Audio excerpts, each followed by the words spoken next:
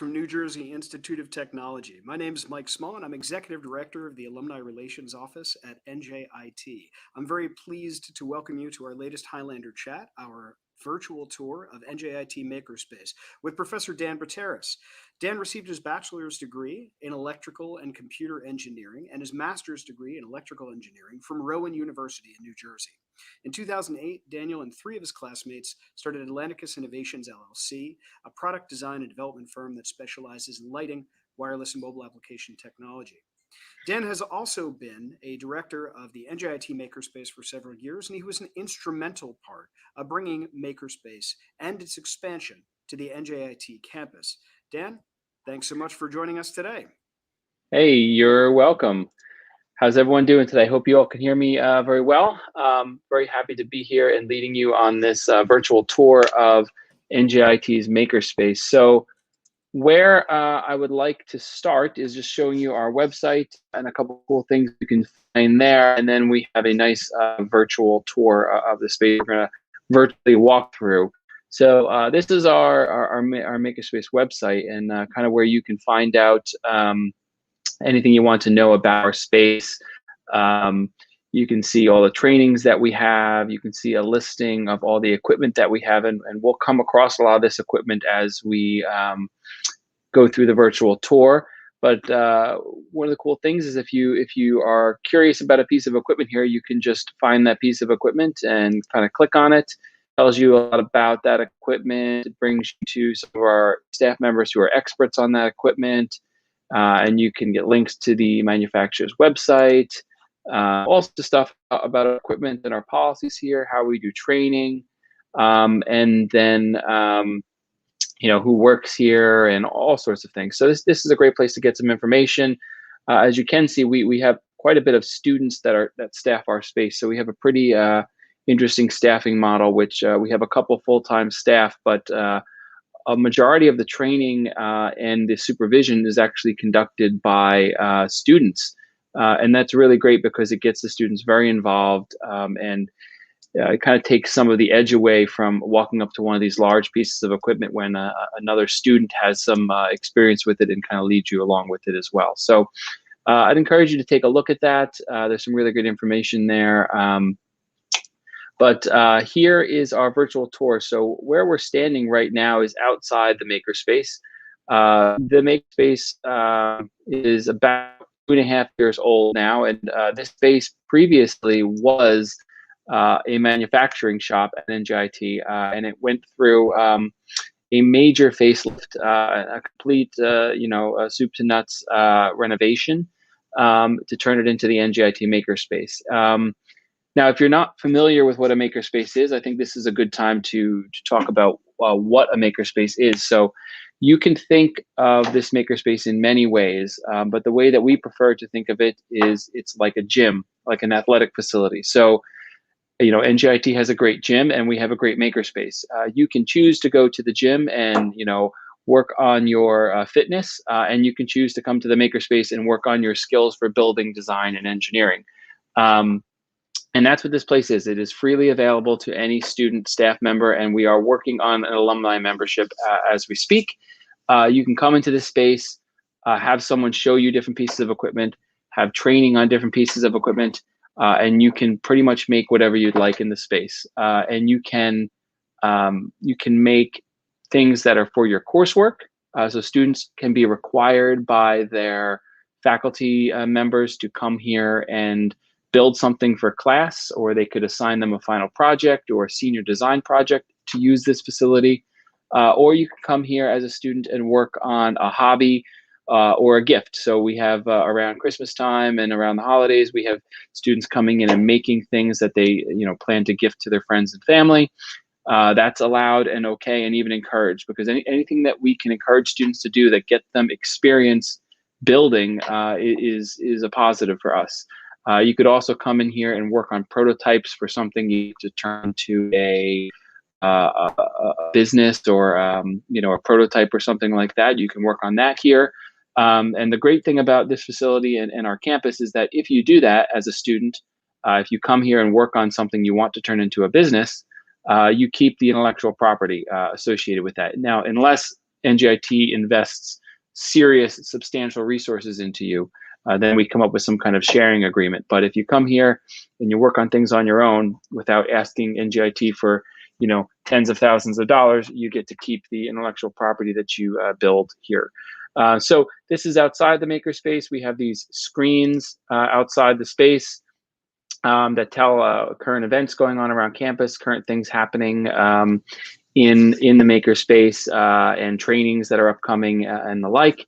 And this is no longer a 10,000 square foot facility. So we, as we get to the second part of our tour, we'll take a look at the new extension to the makerspace, which is about another 10,000 square feet that we added on. So let's go on in here. We'll go into the makerspace. And this is our, actually, hold on, let me back out there.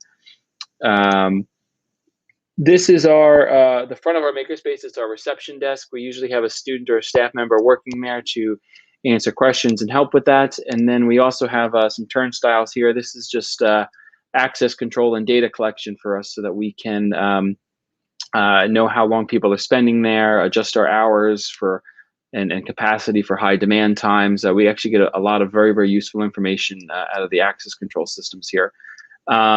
It's not in this tour yet because it's not 100% done, but if you look in the center of the screen by my cursor, kind of behind the desk, that is our new wood shop, which we don't have on this tour because it's almost done, but it's not completely done. But we have a very nice, about 1,100 square foot wood shop going in back over there.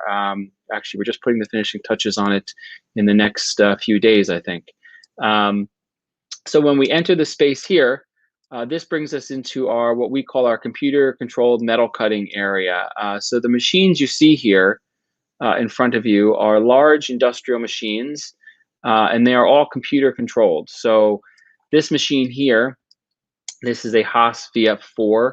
This is a 4-axis CNC machining center. So what we use this machine for is we take a computer, we bring a 3D model of a part that we want to cut from a piece of metal. So we start with a piece of metal or plastic or wood, and we put that piece of metal into the machine, and then on a separate computer, we bring up a model of the part that we want to make from that raw material, and we program that machine to spin a cutting tool and to cut material away. It's pretty cool. We use this machine quite frequently to make parts. Our student teams can get training on these machines to use them to make parts for their student projects. These are very, very practical, but expensive, but very practical and very heavily used machines. And they require a good deal of expertise to get proficient at, but we have the staff and training to help our students learn that. And then kind of to the left of that machine, there's smaller versions of that machine. This right here in front of you is one of the ways we control tools in our space. So we try to organize everything very nicely. And then this little controller on there, if you tap your ID card on it, it will let you into this tool cabinet to get tools. And then we have a record of who accessed what, and make sure everything comes back. And then this yellow machine on the left here is called a wire EDM. So this is a very precision machine. This uses electricity and wire to cut metal. It's a pretty cool machine. We use this for doing very, very precision metal cutting. This can cut down to millionths of an inch, essentially, if we're being really, really careful with it. So this is a precision metal cutting machine. It's not very fast, but it cuts things extremely precision and extremely smoothly, so we can cut things without leaving burrs and edges. So we actually use this for prototyping and cutting a lot of medical parts that we work with because it leaves very, very precision, smooth edges.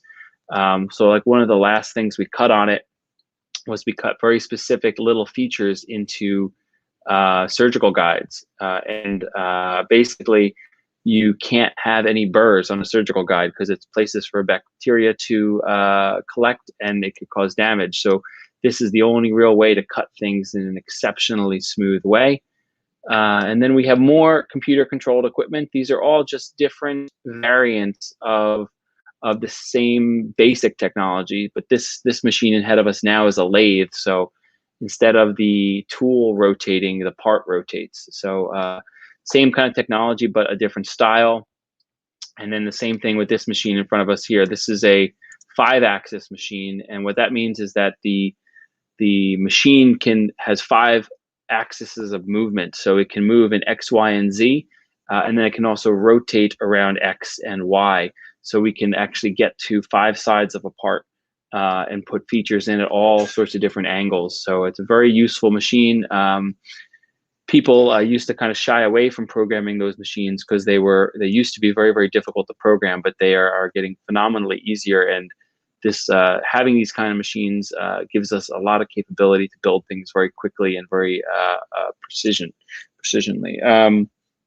So we're moving over now into another area of the space. This is if you look in front of you, you'll see these tables. This is actually a machine that we brought in. We bought it used, and that came with its own share of problems. But we brought this machine in very, very quickly at the start of the COVID-19 pandemic. And you actually can't really see the machine. I'll see if we can get a better view of it. But this machine was making, if you can see these stacks of material, this machine was making from raw material the face shield, the actual shield component of a face shield that NJIT produced for local hospitals. Actually, let me see if I can show you a picture of that. I think home. I don't think I have that. Oh, right here. Well, there's me. But this is our face shield. So we produced this face shield in the Makerspace, and we've done about 20. I think we did about 22,000 of them. And this is one of the benefits of having a space like this, but also one of the reasons that we emphasize responsible engineering and very methodical engineering. So I think this is a relevant story that I can tell really quickly. So at the very beginning of the pandemic, the making community, which is a community across the country and across the world that just loves to make things, they responded to a lot of the issues that were happening with supply chain for protective equipment. And what they started doing was trying to 3D print items that people needed in medical settings, like masks and shields. And they actually it was a very noble goal, let's say that, but they 3D printed parts actually are very porous, which means even if it's plastic, the plastic has more little tiny microscopic cavities in it than normal plastic. And that was actually a major problem because it brought items into hospital settings that were non-cleanable. And basically, you could use them once and then you had to throw them away. So it became extraordinarily wasteful. So we got a couple students that were very interested in helping, and we got myself and a couple other of our staff members together, and we said, what can we do to be responsible in what we design, and where can we have a big impact? And what we decided was we could design a shield that was rapidly buildable, but not relying on 3D printed parts so that it could be reused. So we built these shields from extruded plastic sheets that were cut with a computer-controlled knife, and then parts of the band were injection molded or laser cut. And what that gave us was a part that was very responsibly engineered, which we could build each shield in a matter of minutes, and it was fully cleanable and fully sterilizable. So we instead of these 3D printed shields that the world was producing, in mass, that were only able to be used once. As soon as you touched them, as soon as you took them off, the hospital said you had to throw them away. These were able to be cleaned, sterilized with any of the medical grade cleaners, and we were getting these shields feedback about them being used for about a month before they started to mechanically fail. So we think we did a really good job there. And the thing that's really remarkable about this was we used our rapid prototyping capabilities to do it. and we heavily involved students and staff together. And we went from concept to implementation in about 2 weeks. And we didn't scale up to full scale production that quickly, but we went from concept to here's our final prototype that works, that we can build in about 2 weeks. So it was really, really quite incredible. And the students and the staff were heavily involved in that. And the machine that was doing a lot of that work is behind these benches, and you can see a bunch of the shield components there. On the other side here, you can see a water jet. This is probably one of our heaviest used machines, and the reason is it's just a really useful machine. It cuts just about anything. It'll cut glass, foam, paper, wood, metal, carbon fiber, pretty much anything. It uses a really, really high pressure stream of about 60,000 PSI water and a very fine abrasive, if you want to cut right through basically anything. And it's computer programmable. And the great thing about it is it's not only is it computer programmable, it is relatively easy to program. So students can come in with a part that needs to be cut on a flat piece of material, and they can go from their CAD drawing, their computer drawing, to cutting in usually a few minutes. And then, a few minutes later, they have a part. So really a very exciting machine to have around. Probably one of our heaviest used machines, because typically at the beginning, you have to cut your parts down to size or get a rough shape of something. And that typically is one of our very first machines that we use.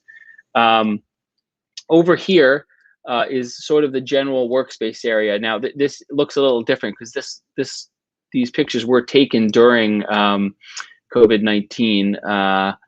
Well, not during, but probably when we were just starting to ramp down production. Actually, that's all the dust extraction ductwork that's now installed in our wood shop.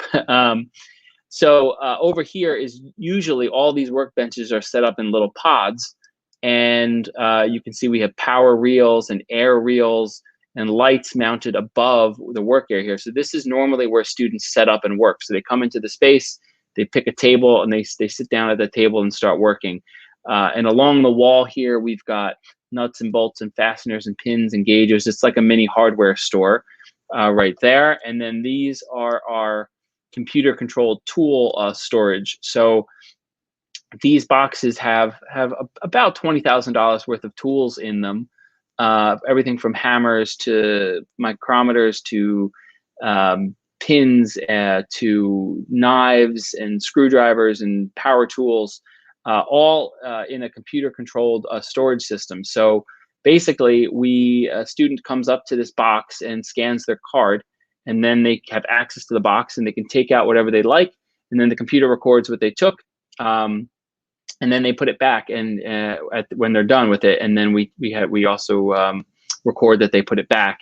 And we can even go as far as recording if they put it back clean or dirty. So the beautiful thing that this does is it is a costly system, but we have hundreds and hundreds of students use this workshop every day, and pretty much walk up to this set of tools at any point in the day, and every tool is always exactly where it belongs. And I don't know if you've ever worked in other shops before, but that almost never happens, and it is business as usual in our shop. So this is it's wonderful to always find things where they belong. Behind these tools, these benches are some of our laser cutters. These again are some of our heaviest used machines. They're not super high power lasers. They don't really cut metal, but they cut plastics, foams, foils, acrylics, woods, and we're not always about producing a final product here. A lot of times we're about prototyping, and prototyping being usually one of the first physical stages of a project. A lot of times that is about cost, about making sure that you can do things in a cost-effective way.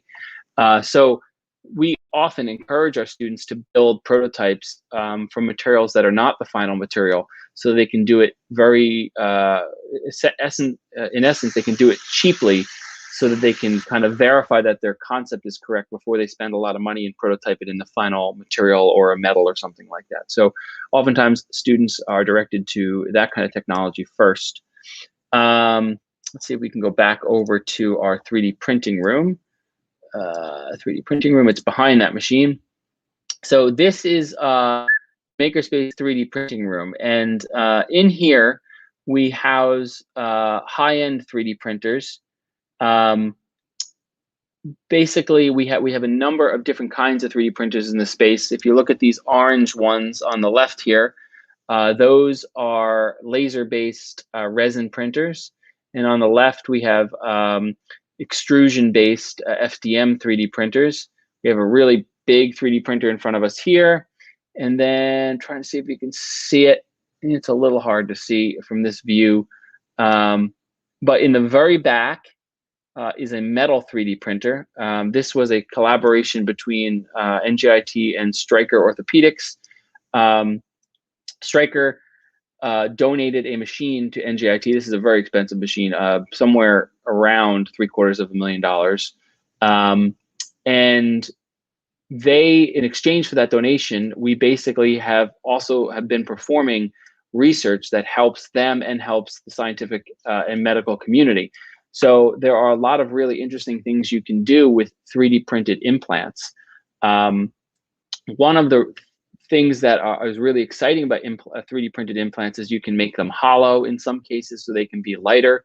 And one of the main reasons we want to 3D print implants is 3D printing has the capability to create a structure on the surface of a part that is almost like a sponge. So it has a lot of tiny little holes in it. And those holes are places that bone will grow into. And we really can't make that structure any other way than 3D printing.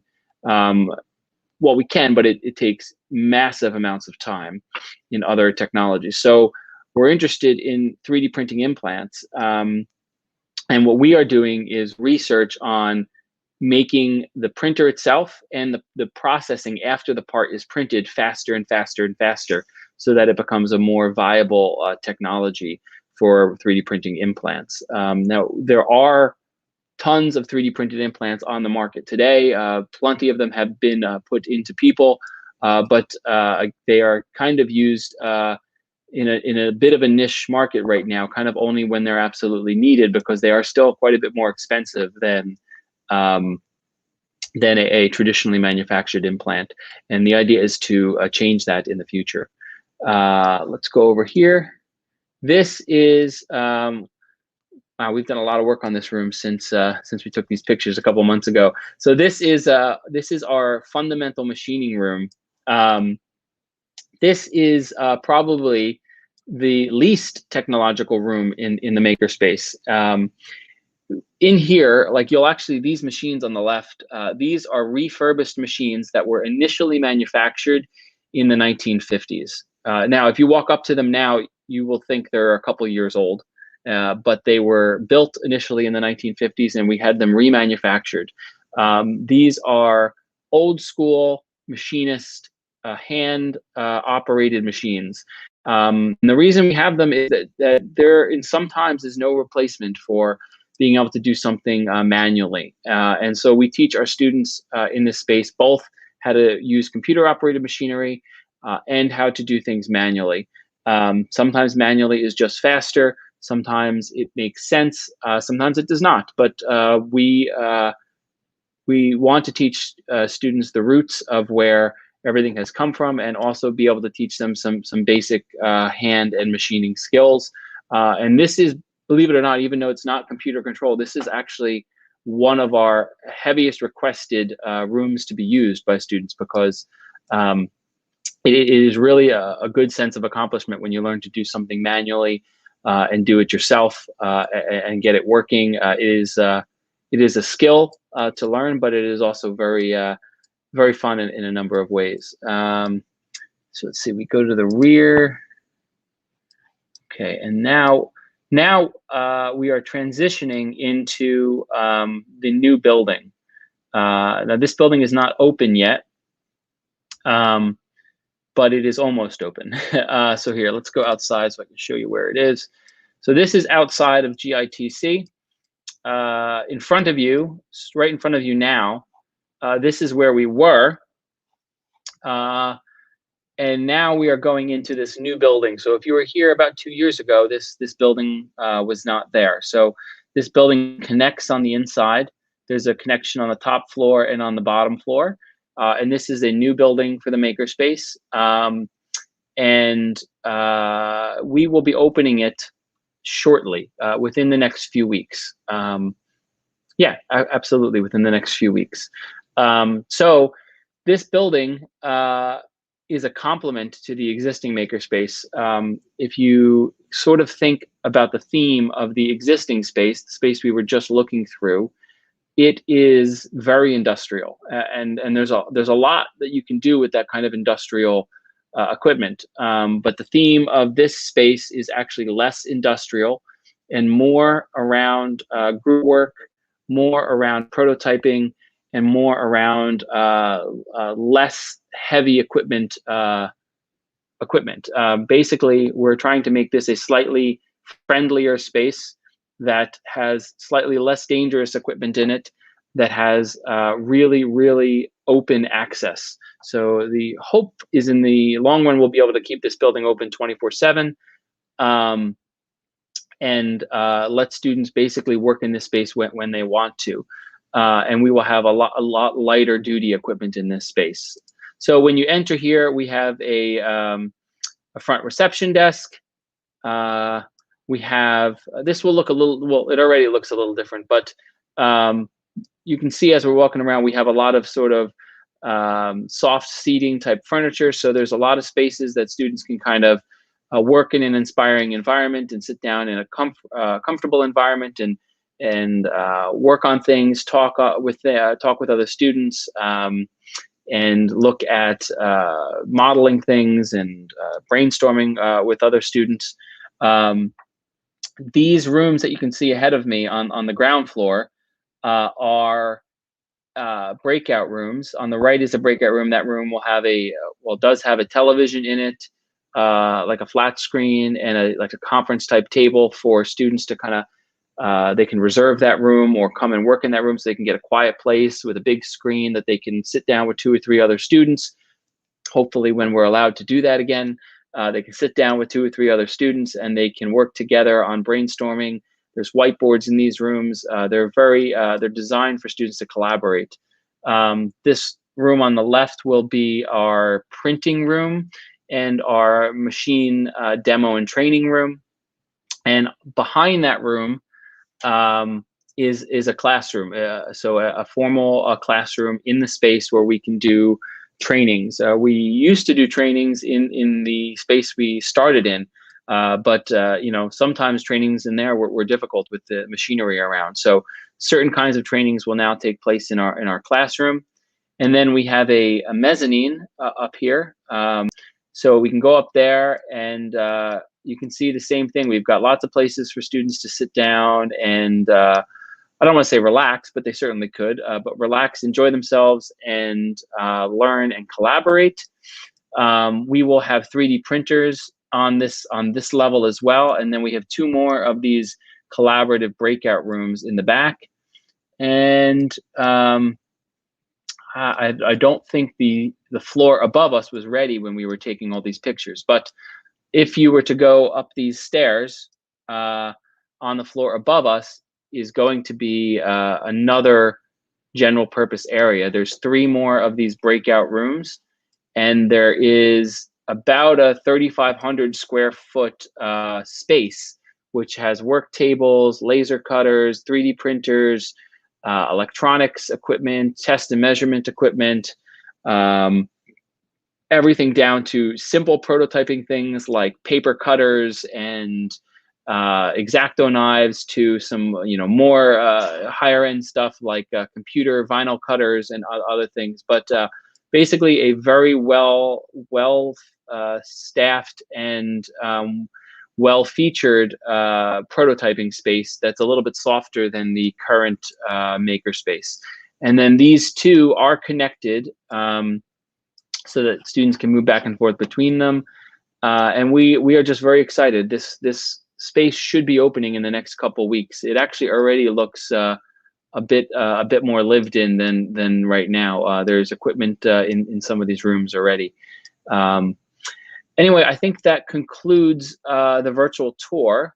So I want to bring it back to Mike, and I think Mike, we have some time for questions and answers, if that's correct, right? We definitely do. Dan, thanks so much for doing this. Of course, I really appreciate it and all the leadership that you've exhibited in bringing Makerspace to where it is today.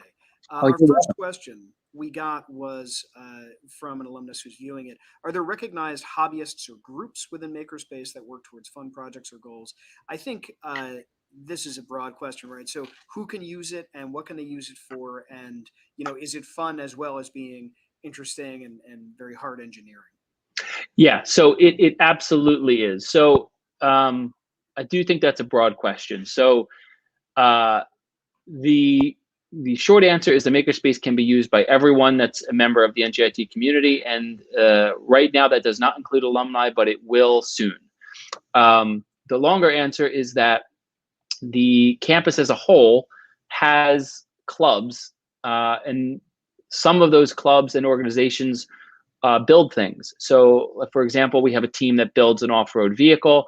We have a team that builds an airplane. We have teams that build concrete canoes and steel bridges.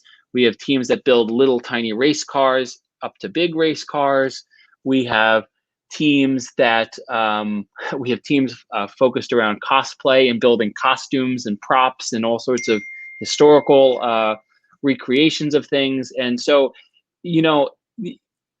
when we were not in a pandemic, let's say right in the end, very beginning of February last year, if you came into this every day, you would see something different.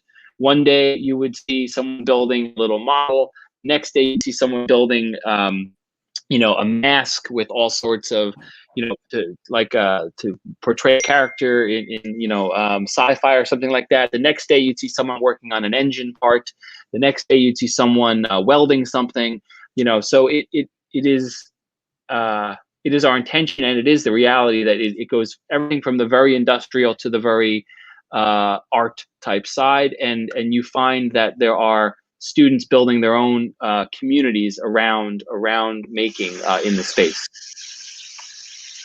So Dan, one of the questions that has come up over and over again, and I hear this from alumni all the time: how did this happen? Right. So I know there's most of our alums walked past that space. Maybe they kind of remember it from what it used to be, which was a very industrial looking setting. So they're wondering, how did we go within the space of 3 years, 4 years, from this kind of unused space to this amazing cutting edge space, and how did we get all of this stuff coordinated to do so? You and I both know higher ed can be challenging sometimes to make quick changes and kind of pull things together, but clearly this is an initiative that is highly successful and highly visible. So how did it come about, and how did you do it? Sure, absolutely. So I've been working at NJIT for, I think this is my 8th year. And before that, I was a graduate student and an instructor at Rowan University. And I've also taught at a number of different universities as well, as an adjunct. And when I got to NJIT, I was very excited. I took a position as a faculty member in our School of Engineering, Applied Engineering and Technology. At the time was the Department of Engineering Technology. And I was teaching for about 2 years. And I'll tell you, the most frustrating thing that happened to me routinely was students came up to me with ideas they had and asked for help.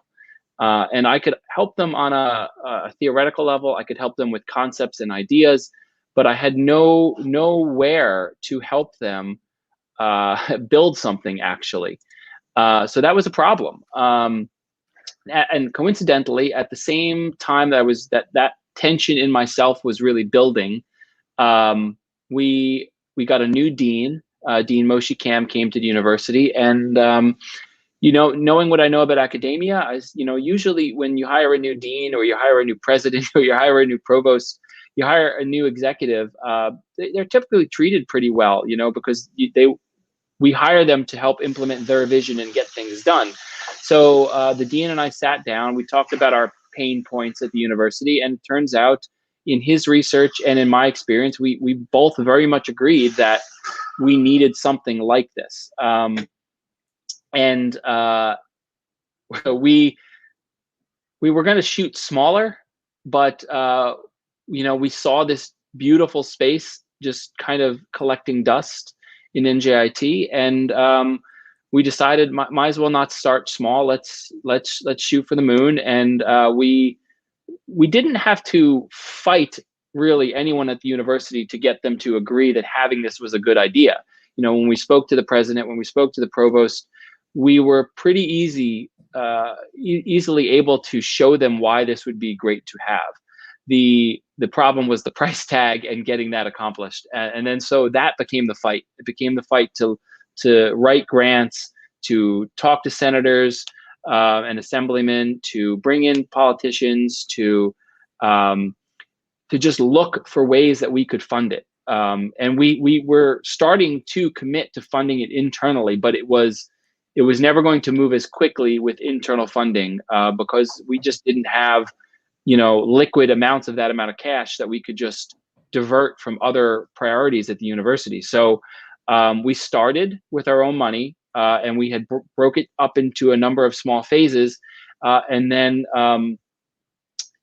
great timing. One of our grants that we had applied to the state of New Jersey, to, at the time, Governor Chris Christie, he approved it. And that gave us $10 million to start working on recreating this facility. And so a chunk of that helped finish the construction and equipment on the first phase, and a chunk of that paid for the building that we just looked at.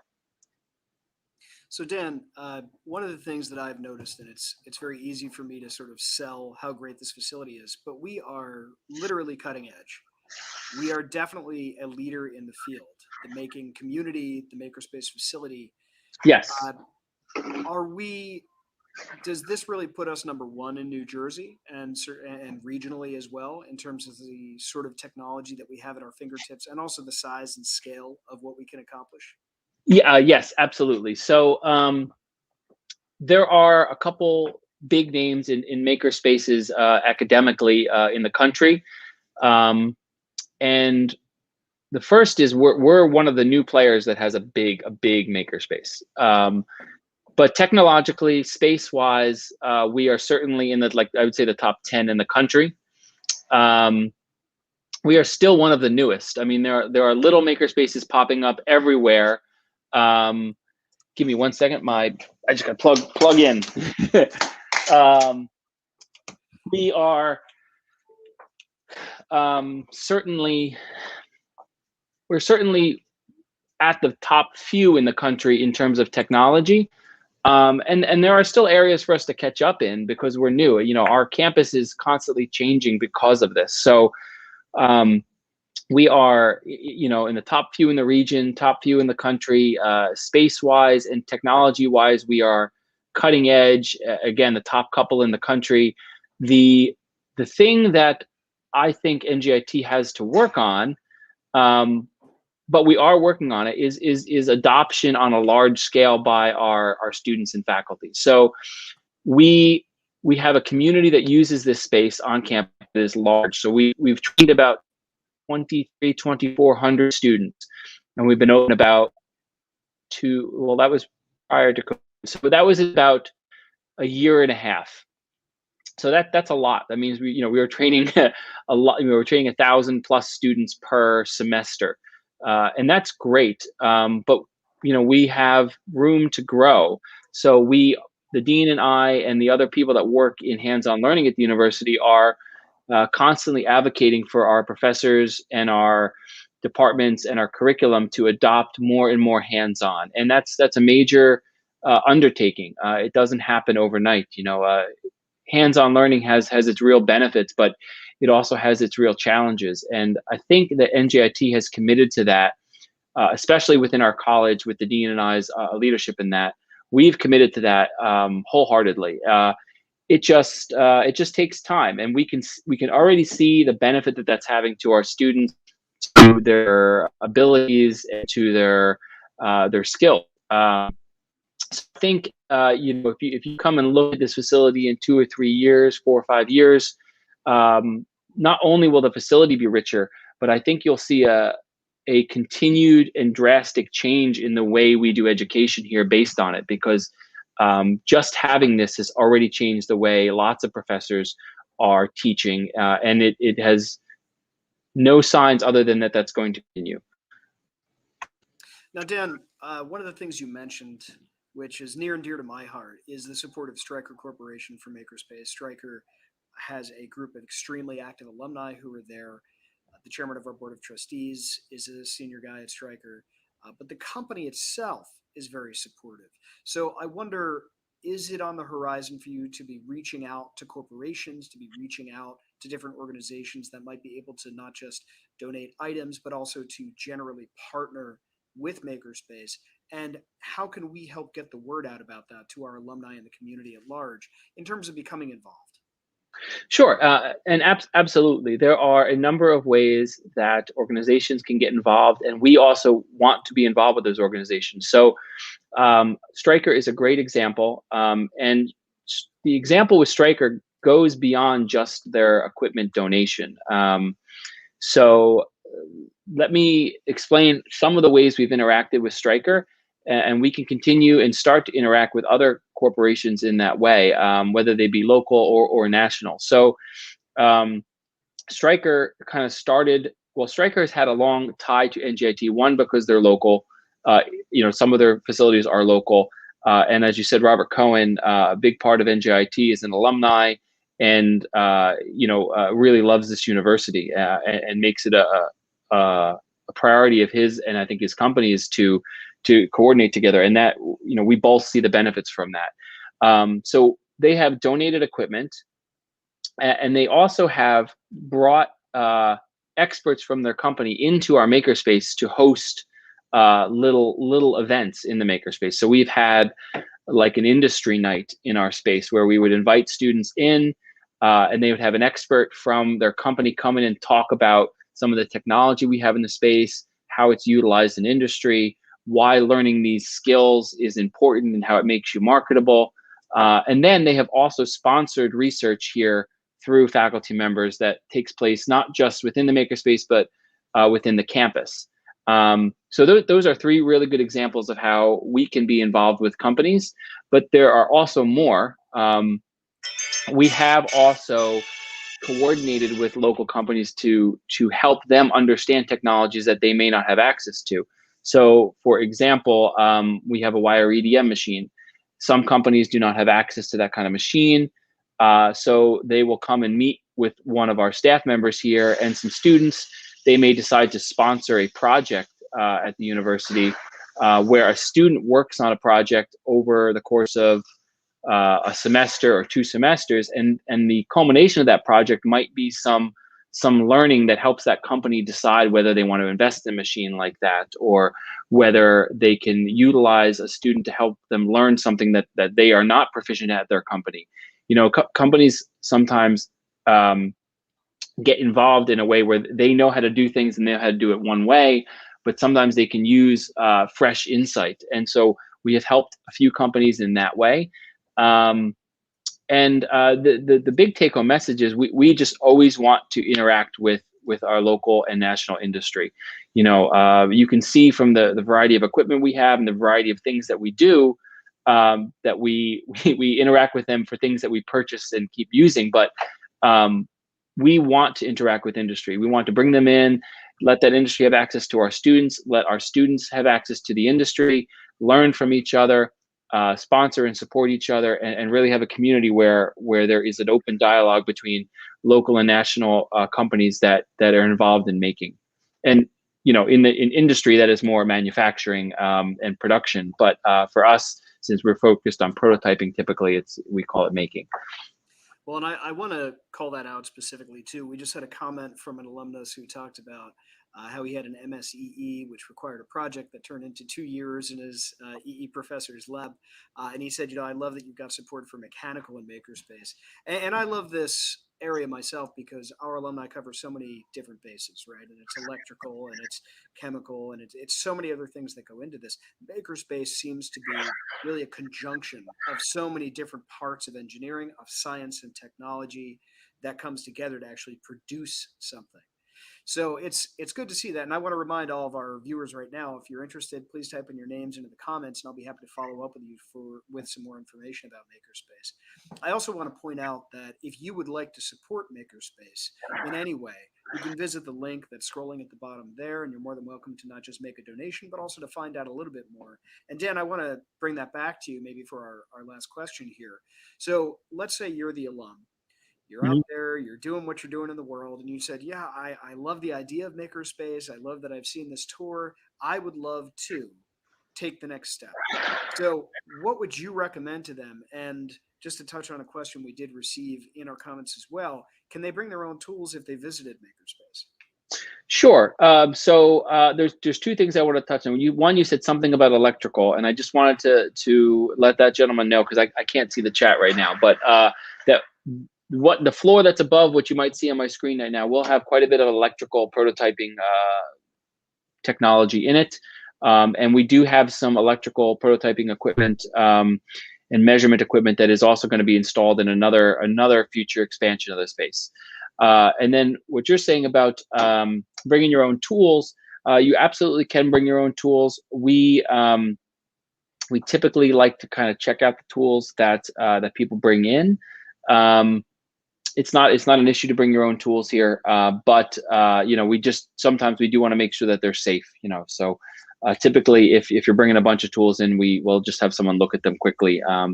We don't want someone using an unsafe tool or something like that around us. But other than that, everything is fairly open here. It is really a community. You'd be surprised that one of our biggest, I don't want to say fears, one of our biggest areas where we spent a lot of time thinking about when we started designing this space was safety.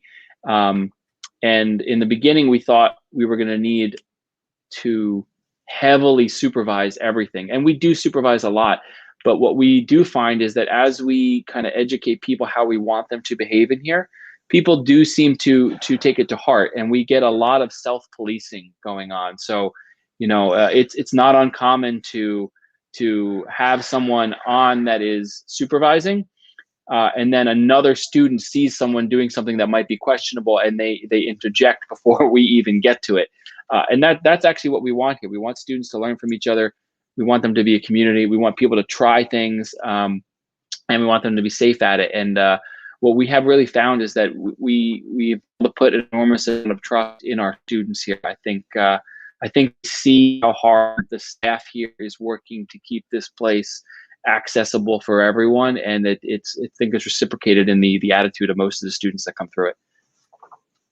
Well, Dan, I want to thank you so much for joining us today. This is a mark of pride for alumni. It's certainly a mark of pride for the school, and I'm personally very proud to see how this has moved forward. And I give you, your team, the College of Engineering, and Dean Cam a tremendous amount of credit for moving this forward. I also want to give another quick shout out to our corporate sponsors, Stryker in particular, for being such generous and great partners to us. We're always looking for more, and we welcome more involvement from that audience. So hey, Dan, Mike, I have one question if we have a moment for the alumni that are watching. Certainly we don't need answers now, but you can reach us. You can email us at makerspace@njit.edu, or you can go through Mike. But we are looking at having an alumni membership, and what we don't know yet is exactly what that would look like. So if there are any alumni that are watching, or that you have contact with Mike that are interested in becoming members of the Makerspace, we would like to maybe hear from them, just to see, how some of our potential plans might sound to them before we kind of settle on something. So again, we want this to be a community for everyone that's a part of NJIT. The alumni are certainly a very proud part of our community, and we want to design something that will benefit them with an alumni membership. So we don't know what that looks like yet, but we are just in the process of starting to consider how to do that. Dan, you just did something that is my absolute favorite part of any Highlander chat. I can say to all the viewers here, you heard it here first. Dan Brateras, Director of Experiential Learning at Makerspace, is inviting alumni participation to figure out how we can create something that's really going to engage alumni with Makerspace in a way that's very effective. I will follow up with all of the alums who have registered and are participating here today. And Dan, thank you so much for sharing that. Let's be in touch about this because I know our alums are very, very interested in participating and helping you lead this. Wonderful. That's exactly what I want to hear. All right. So, Dan, thanks again for joining us today. It was a pleasure having you. Thanks, Mike. Thank you, everyone who joined. So again, my name is Mike Small, and I'm Executive Director of the Alumni Relations Office at NJIT, and this has been our latest Highlander Chat, a live virtual tour of NJIT Makerspace. We have more than 40 of our live interactions, our Highlander Chats and our college-related events on our YouTube channel, as well as on our podcast channel, which you can find at Apple Podcasts, Google Podcasts, and Spotify. You can visit our website at njit.edu/alumni for more information. And again, as a reminder to all of our participants and viewers for this particular event, Makerspace is a tremendous point of pride for the school. It's also a great opportunity for many of our alumni and students or prospective students to come back and become involved in our campus. So please do make sure to check out the links that have been scrolling at the bottom to find out more, or you can visit njitmakerspace.com for more information.